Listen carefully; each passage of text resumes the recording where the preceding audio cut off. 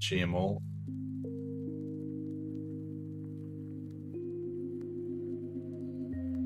GM.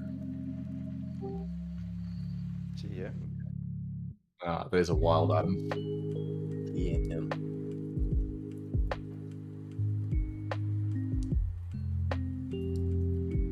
Missed you. I was plugging my mouse in.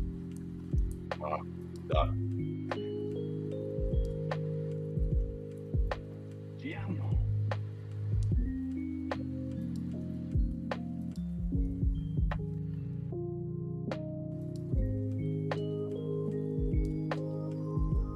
So DeFi sort of saved me from my demo blindness this morning.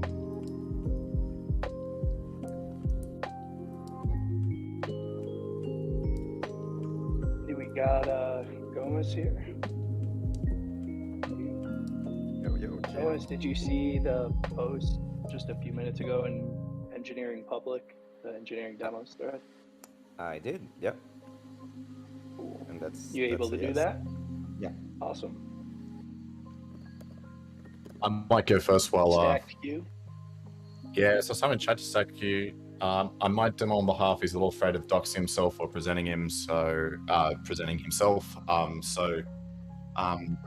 I might demo that on his behalf as well. But just very much on his behalf. I'm not taking credit for any of that work at all. I'll demo Chris's feature flag stuff too, which is kind of more engineering. If you want me to kick off with that? Yeah, totally up to you. We've also got Highlander gonna do the keep key wallet connect demo. Sweet. All right, let me do a screen.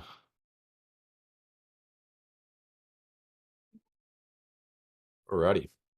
So, I'm just connected to production here. This is something that Major Hayes did, and it's kind of related to a lot of the stuff that we talked about in the engineering retreat regarding architecture and the module system and stuff. But this is feature flagging. So for anyone that's not super technical, engineering frequently writes a bunch of code and then puts it behind feature flags such that we can have code merged into the app, but basically disabled behind, like the name suggests, a flag. Previously, we used in centralized Shapeshift a service called Launch Darkly, which is kind of the like industry leader for feature flagging. You get a lot of nice stuff with that, like groups of users and things. So we could have like all of product or all of operations or anyone with a Shapeshift email address in a group, and you could turn the flag on and off for groups.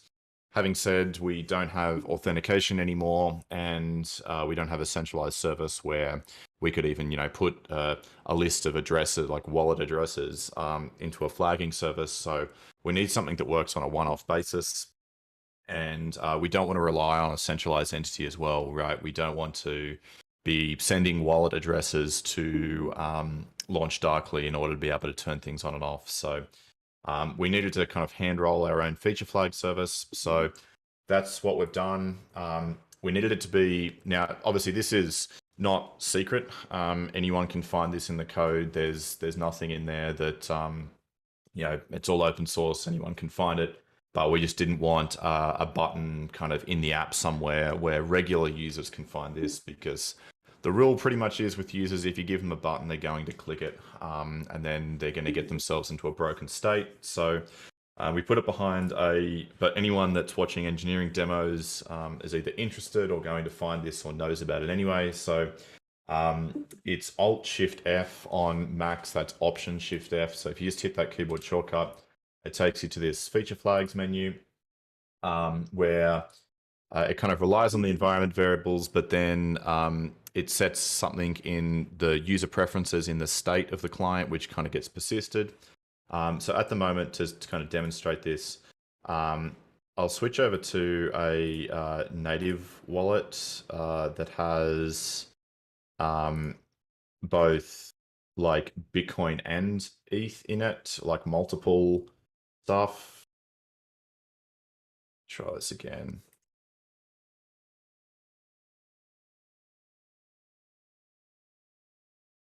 All right, so here's a wallet that like MetaMask doesn't support Cosmos, but you can see here there is no Cosmos showing in the asset list, but there's a whole bunch of Cosmos code that's merged behind the scenes. So if I hit the feature flags menu, and then I'm going to turn on this Cosmos plugin.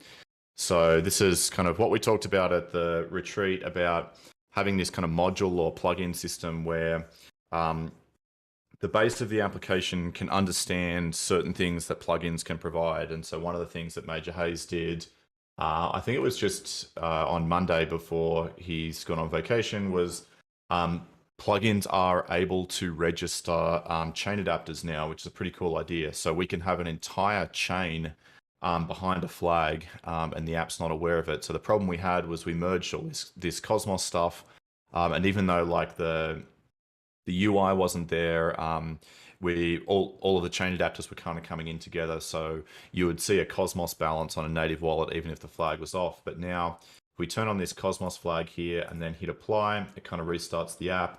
And suddenly you can see we now have Cosmos turned on.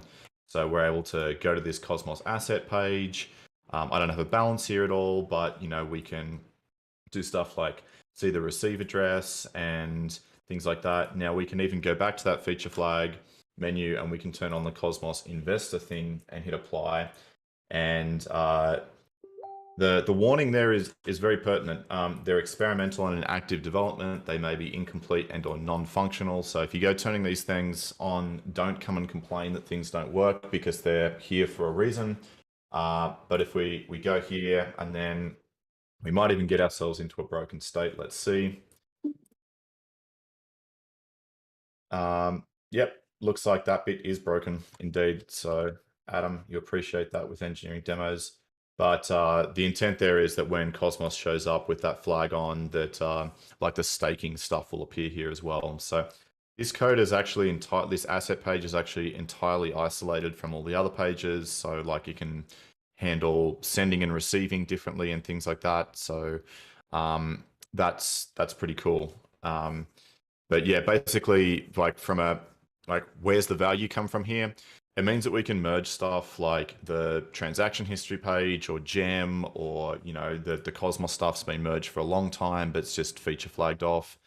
So we can get this stuff in smaller PRs, have more confidence we're not causing regressions, but then we can have people like product and operations test things in production while users can't see it. And then when we're really confident, we can just go and in our environments like Cloudflare, change one, like click the buttons to turn a flag on, click the redeploy button, and in 5 minutes, it'll be live for all the users. So that's kind of the value of while this stuff's there. And then we can always do this like reset flags to default and apply, and that puts it back to what a regular user would see in production as well. So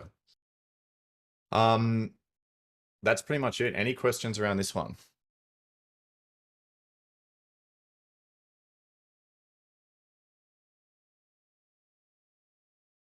Props, Major Hayes, and props DeFi for presenting. Good job Yeah. there.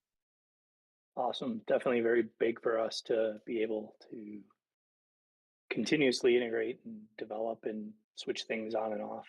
And Yeah, it's just like more maturity for our org, you know, like ops has done like Tyler's team and operations does a really good job at testing this stuff, and it gives us even more confidence and moves us closer to that CI/CD thing where if we get in the habit of basically putting everything behind a flag, we get a little bit closer to being able to deploy everything to production and then kind of testing things in prod, much like we did back in the Axiom days. So we're kind of getting closer to that model, which is great. This also sounds like it'd be the perfect solution for trying to figure out how to deploy stuff to alpha before, you know, the main site. We just have alpha have some of these flags on by default. Exactly. Yeah, exactly.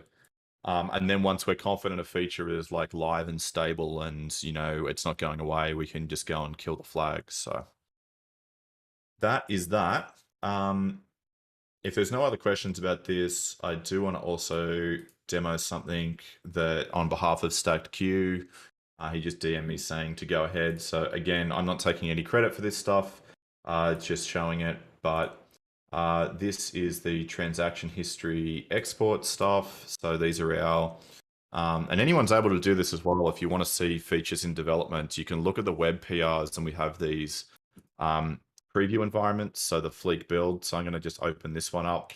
But this is a bounty. Stacked Q's been working on this. He's done a great job. So we have a completely new transaction history page here.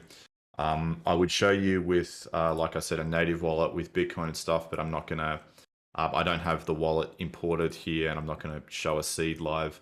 But yeah, like this is also kind of building on the work that Apotheosis did. So a lot of work in Unchained in the transaction parsing module. So we've now got this like modular way of like each transaction gets parsed, and basically it spits out like an identifier that says, you know, this is a yearn deposit, this is, you know, a swap, this is some sort of fancy thing. So we're able to let the client know, like the web client, what type of transaction it is, and now we're able to render a different row for how to render that transaction. So previously, if we didn't know how to render a transaction, we were just hiding it. So now we're going to be showing it. If we don't know what it is, we just call it a transaction with this kind of generic looking icon. Like, for example, I was testing here, and this was very much a self-send. Like, I sent this ETH and I received this ETH. So I was just trying to, I forget what I was doing, but this was a self-send. And if we wrote a parser that identifies this as such, we could have a row renderer that does that. But so we're going to be seeing more transactions now, like everything that is in your wallet, which is great. We've also got this, the bounty was this entirely new transaction history page, which we didn't have before. Obviously, like I said, MetaMask is ETH only, but this will aggregate all of your transactions across all of your chains.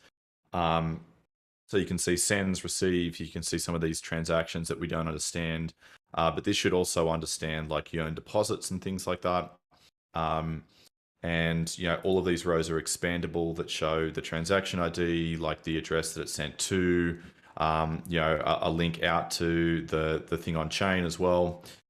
It's also got a filter, so we can do a day range of like the last 10 days and see those there. You can also see it's grouping them by date that they occurred on, which is really cool. So we've got date filters here. We've also got categories, so you can narrow stuff down to particular things.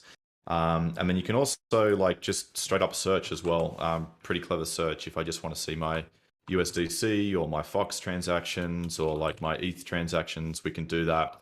It's super snappy. He's done a great job of it. And lastly, we get this like download CSV as well. And that will give you like the CSV of your exported view of your, filtered view as well.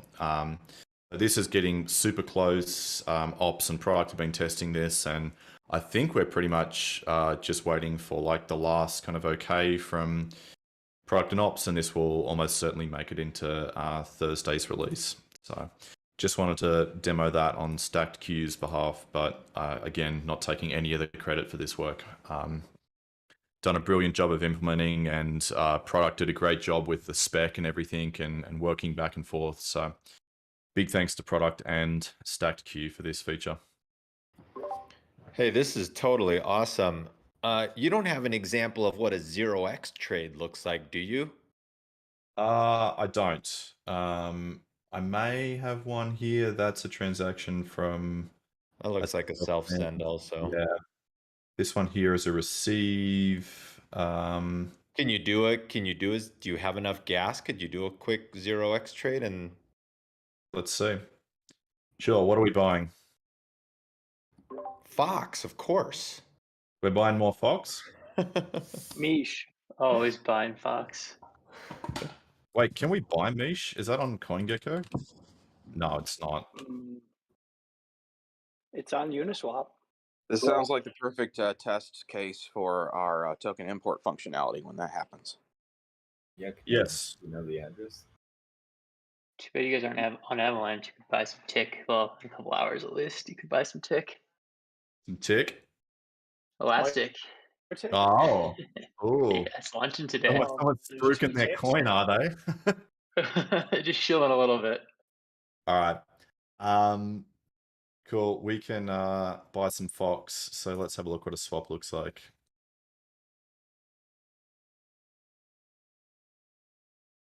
I think MetaMask isn't showing you guys, but do we not get a warning because your fees are like 10 times the amount of your transaction?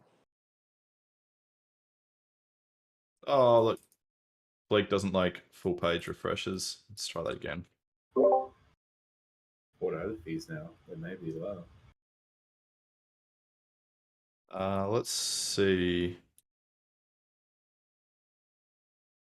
They've been like 30, 40 Quay. 78 Quay. Oh, it's up. Damn it. Yeah. It should go through in a couple seconds. There we go. Success. There's a trade. All right, let's go to the full page. Yeah. Bought 10 Fox. There's a trade. Order route through 0x. You sent this. Minor fee. You received 10 Fox. Transaction type 0x. Confirmed. That's awesome. View on trade. That is awesome. That is super cool. Yeah, that looks really good, man. Yeah, so all of this work that like Kevin helped out with Apotheosis, so basically now it's a question of what do we like every time we see one of these transactions, products can basically prioritize this stuff. We can say, hey, heaps of people are doing, this type of transaction, and then we just write the parser that's able to identify what type it is, and then we just write the row renderer.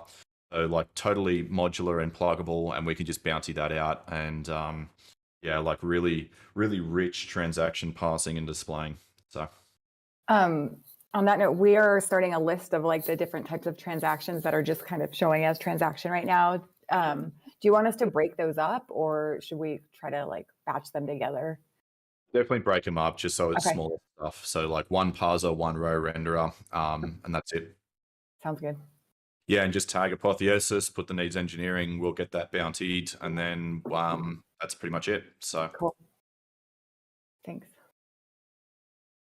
But yeah, that this is really cool, and it's only going to get better and better. So yeah, that's pretty much it for the transaction parsing and export and stuff like that. Any questions around that?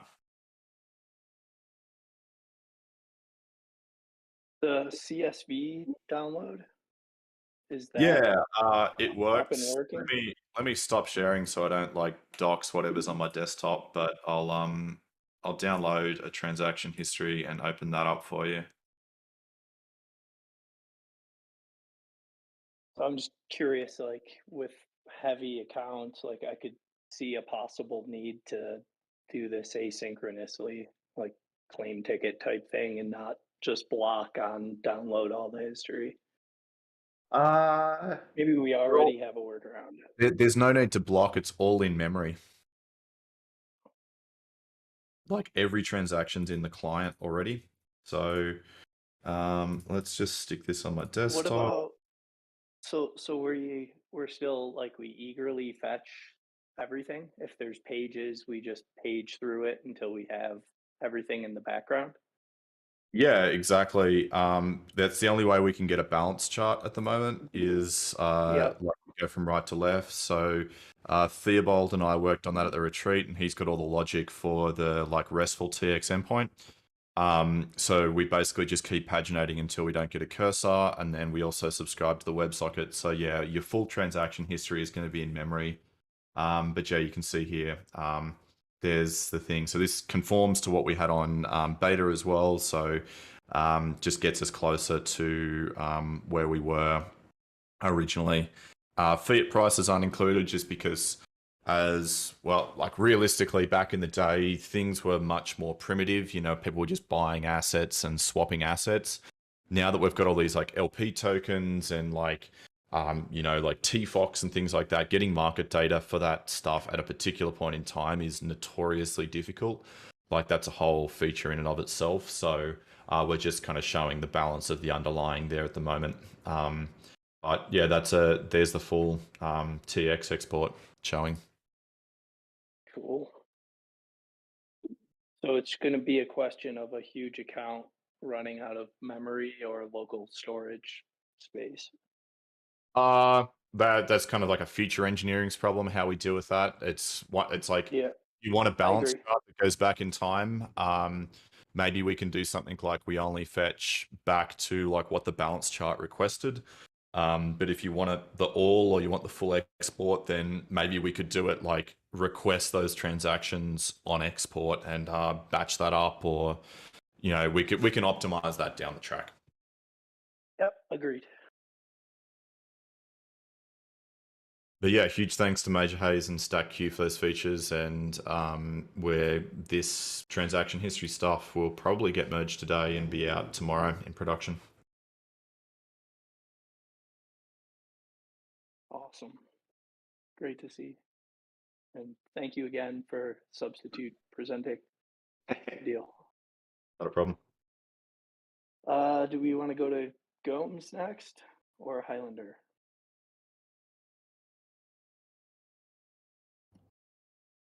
As you wish. Highlander, do you There want we to go? Well, it looks like I'm going. Perfect. Right. Yeah, you can go for it if you're ready. Be great. Perfect. Yeah. Defi, do you want to share your screen or should I share it?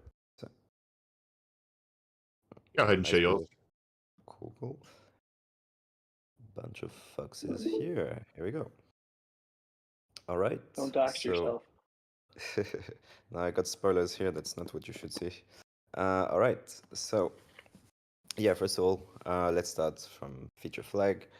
Yeah, so we got this new cool UI So, for flags. I'm seeing your Discord, I think. Can you see just my? Oh, that's not. Ah, yeah, classic with screen sharing. All right, should be good now. I think so. I'm seeing flags in your Chrome Yeah. browser.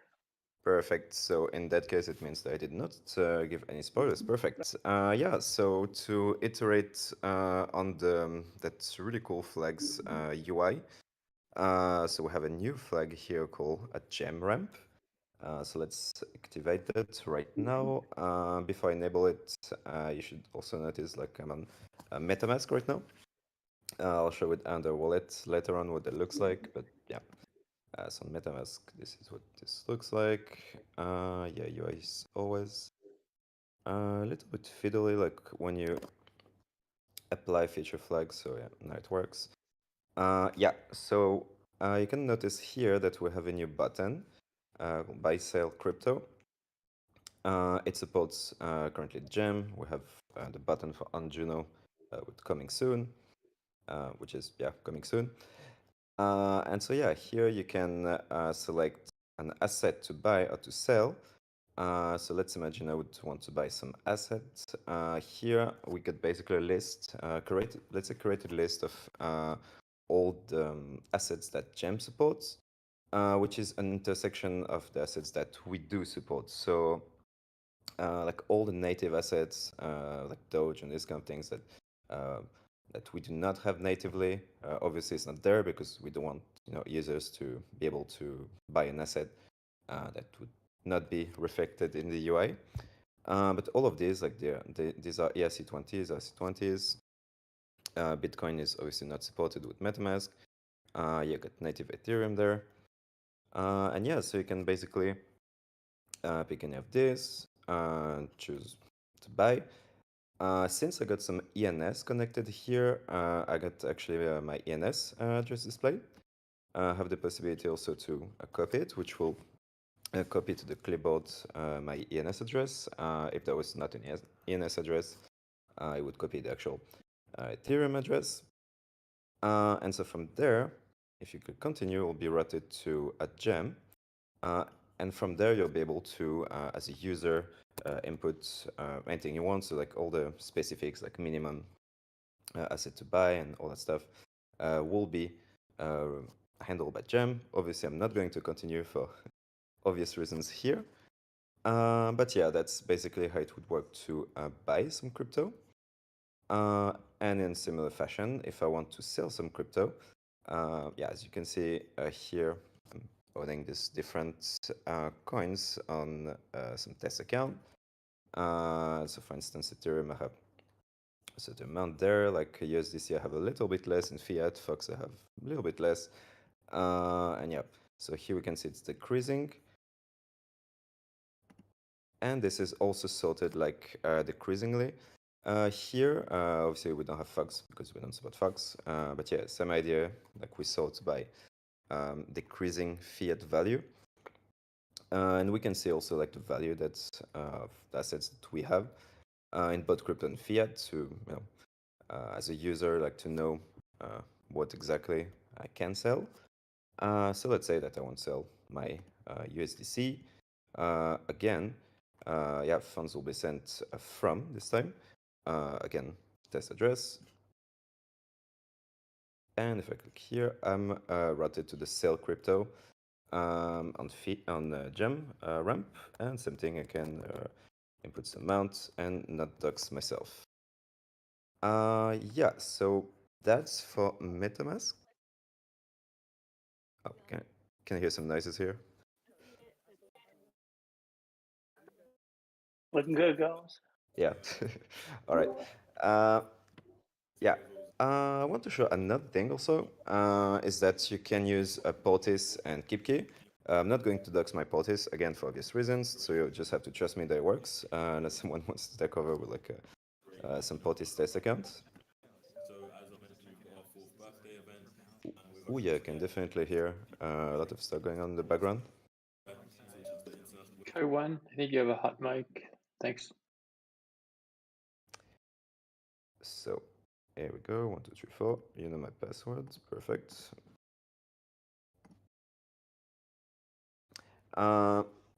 Yeah, so if I'm using either KeepKey or Portis, in this case, we actually do support Bitcoin there.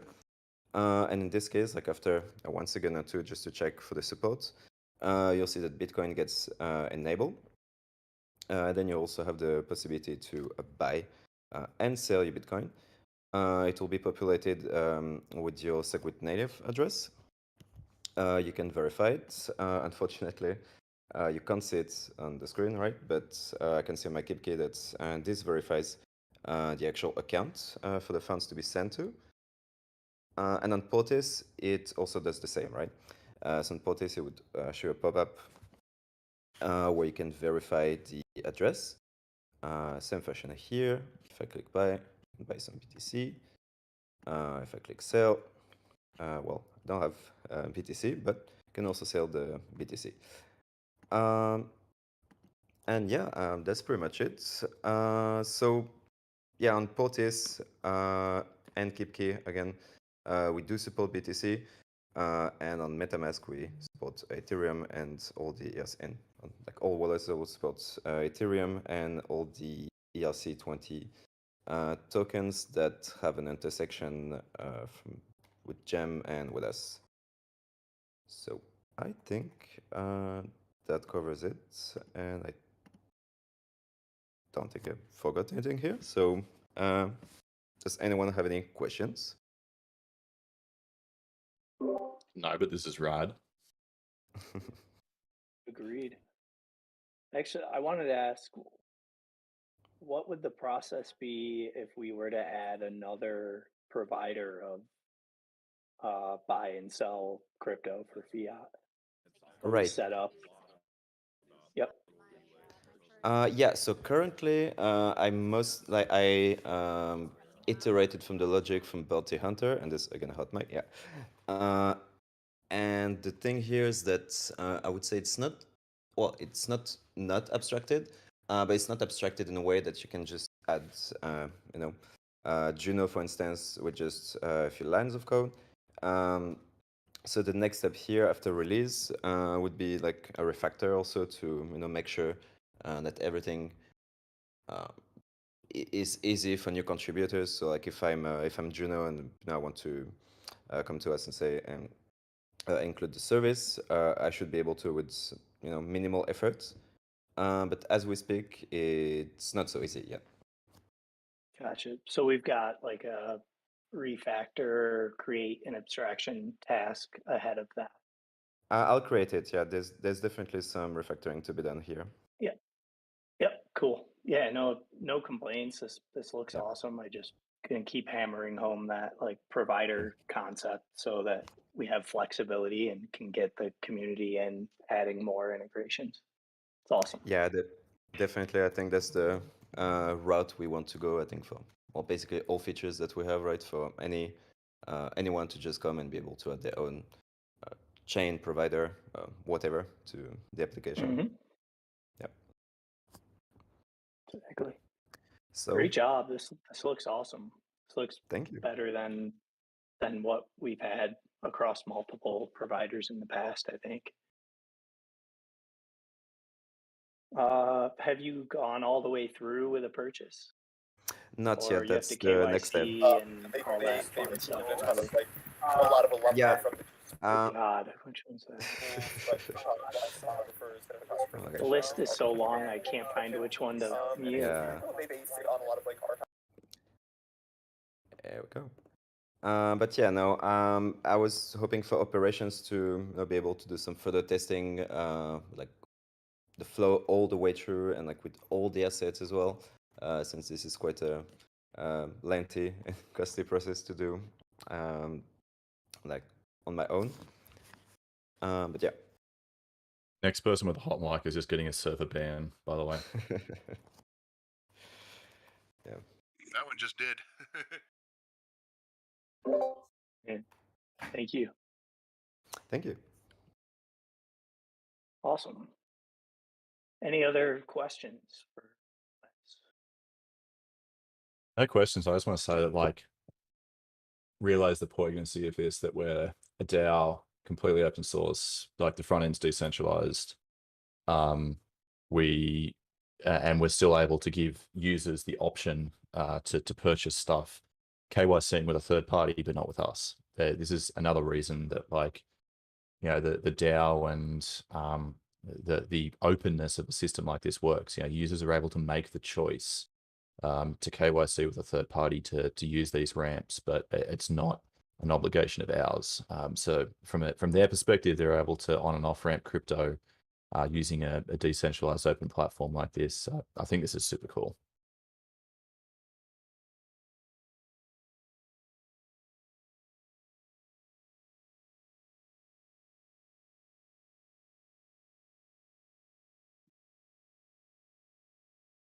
anyone else?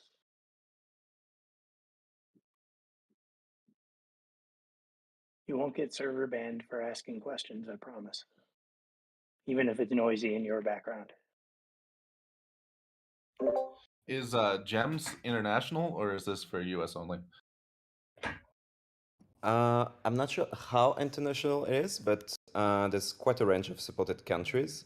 Yeah, I didn't like scroll through to see like all the supported countries, but I mean it's quite a lot. If I try to do, can I search right now? Yeah, country.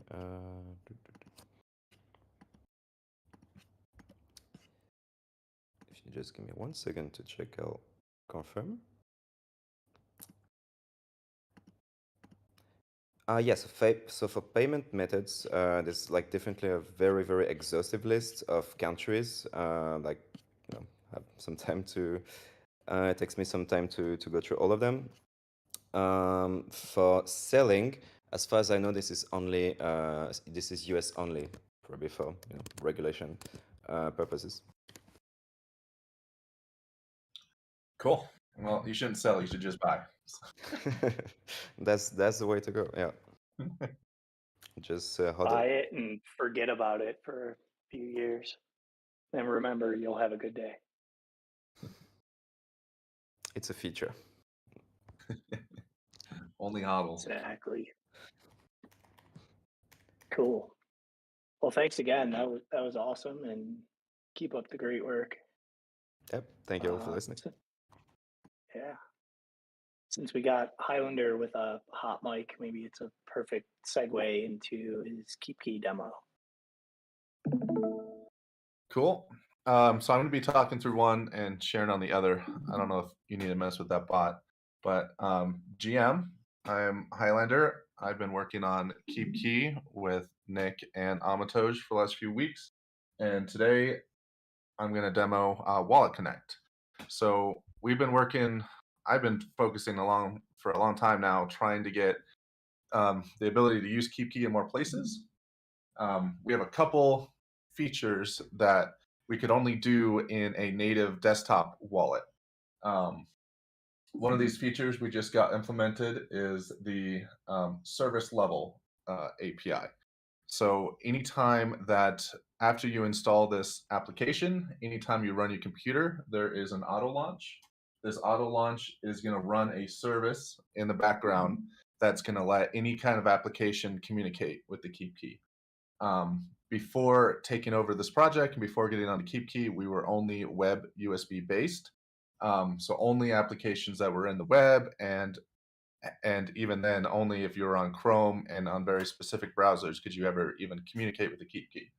So one of the first things we did is we built out a service, and we built out a RESTful API that will let anybody integrate with the Keep Key directly.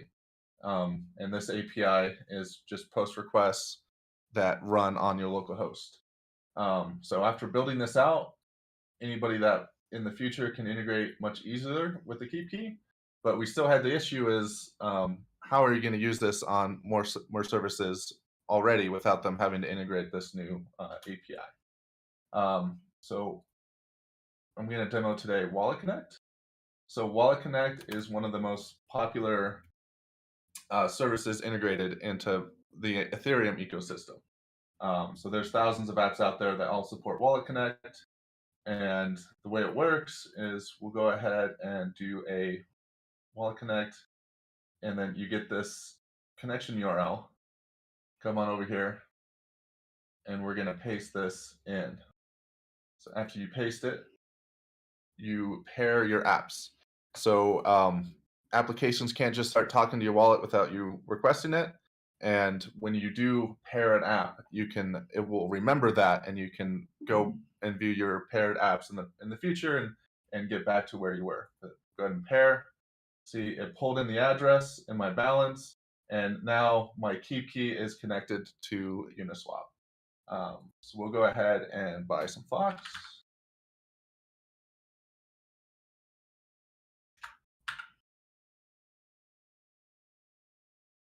Click swap, run the swap, and notice that over the bridge, it's communicating to the Keep Key. It's bugged out right now, but this will normally be brought to the front of the screen. So no matter where you are on your computer, this will pop up. Even if this is minimized, even if you weren't running the app, the window will launch and it will pop up. That same UX that we're shooting for is going to kind of match the way MetaMask will just pop up when you're on a website.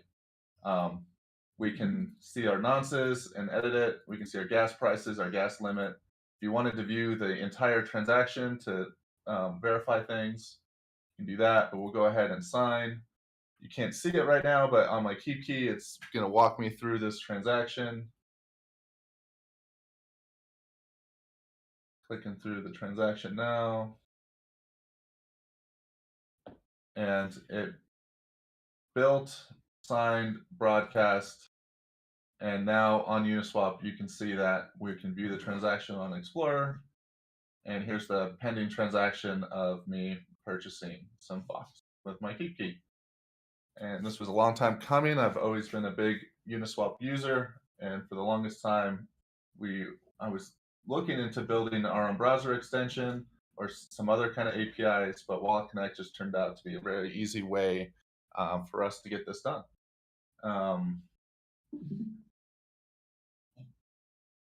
Yeah, I'm gonna go and post a link for anybody wanting to demo this. You can DM me. We have a Kiki Discord set up for people who want to beta test. This is compiled and built for people to use. It's still a little buggy because there's some advanced features in Wallet Connect that I have to build out all together. But yeah, any questions? This is awesome, Highlander. Good job. Really stoked to see this work so smoothly.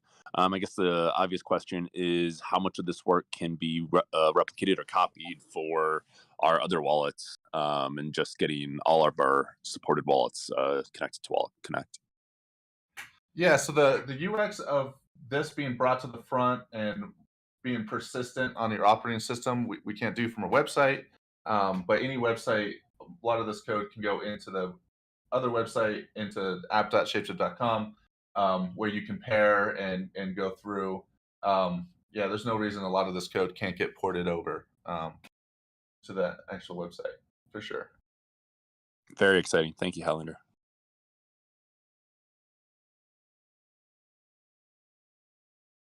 Yeah, so Wallet Connect has this registry. They also have a registry API where we can pull all this stuff. So I think one of the next things to do is to have a little tab over here that says App Store, and then we can bring in all the Wallet Connect apps that you can connect to, and all the onboard.js applications out there that have KeepKey enabled. And between those two pieces, we've definitely greatly expanded the amount of places that you can use your KeepKey. Yeah. That's all I got for today. Yeah. Any more questions? No question. Just the observation that, like Fox said, this is a great implementation. It expands our ecosystem and gives us expanded accessibility to a lot of different apps and app opportunities. So thank you very much for the work. Yeah, of course. Yeah. So I also wanted to say, like, props to you and like, wow, for that feature. It's, I think, really great, for KeepKey. Like, it will add a lot more versatility to it, as far as like what you can actually do with your KeepKey. And that brings me to one question, like, where does KeepKey from very high level, like, where does Wallet Connect to, like, stand? Like, what's the layer there's, or to ask it in a different way, would this mean that KeepKey is now becoming absolutely chain agnostic, application agnostic, and that you can really use it anywhere that Wallet Connect is supported? Yeah, so Wallet Connect really only supports Ethereum, the V1.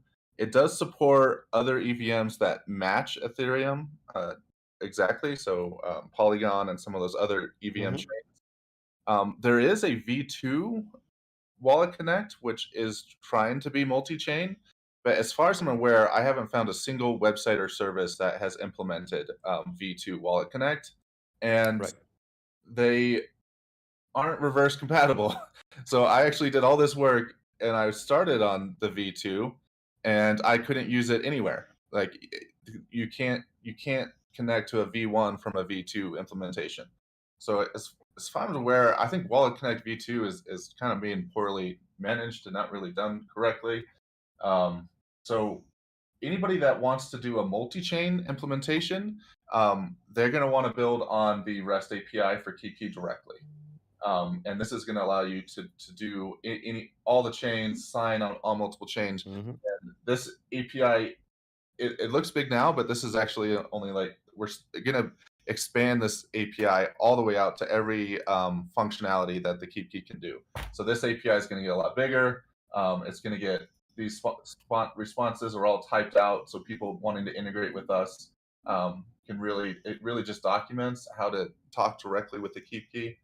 It's worth mentioning that this bridge is totally reverse compatible with the current the beta platform. So you can go ahead and just use this bridge back here, and you can see it talking with the application. So it's really this bridge API is going to be the primary way we want anybody to integrate with Keep Key in the future. Wallet Connect is just a software layer that is living in the desktop app. And then it just disappeared. Yeah. But Right. Does this mean, for instance, if we would want to spot an IVM, let's say like by the smart chain, would that require some additions on our side? Yeah, so this sign modal is something that I built purely for the desktop application. Mm-hmm. So when I go to sign something, so what we can do is essentially bring the same kind of generic sign modal into the web app, which is what we should do. And you guys can use me as a reference because this whole front end, the entire render process is the web platform. I'm just bringing in the Keep Key service in the background and some slight modifications on this web. But all those modifications can get pulled into the web application, and this generic sign modal could sign for any network. It's also a lot less work to integrate an asset to just integrate the sign modal. As you know, adding applications into the full platform, as we've seen with Cosmos, just turns into like a many month program. My goal for this sign modal and for this application as a whole, it already has support for FIO and EOS and all these and chains that the Keep Key supports, and it's a much lighter barrier to entry to support an asset just for signing and getting addresses and just the bare bones Keep Key stuff.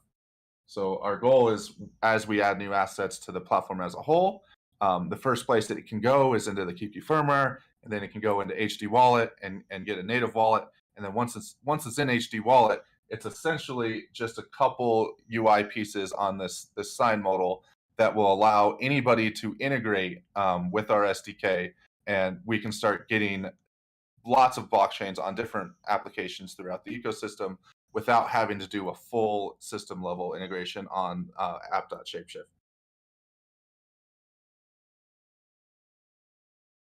That's amazing. Well done. Yeah, agreed. Bravo.